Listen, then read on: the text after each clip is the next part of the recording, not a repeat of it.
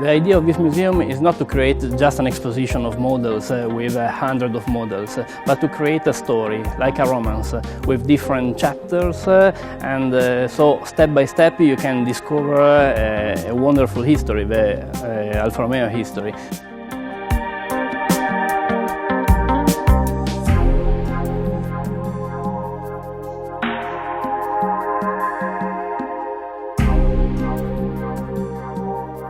The museum wants to speak about this history, to create the idea of this history, creating the mirror of the brand. So we decided to divide the exposition in 3 chapters. One is dedicated to the Alfa Romeo production, so the models you can buy, you can drive from 1910 to nowadays. The second is dedicated to bellezza. We decided not to translate it beauty, because it's a very Italian way of bellezza.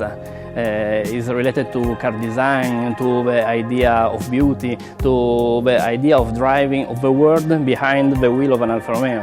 And the third part is dedicated to speed, velocità, is dedicated to motorsport, to the racing history and to the driving pleasure. And these are the 3 important aspects of Alfa Romeo brand, of Alfa Romeo history.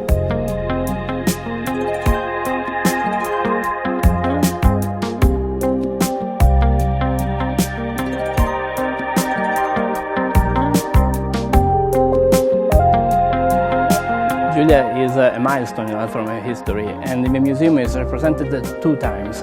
The first is one of the important steps in our big timeline, because it's a very important step in Alfa Romeo production history.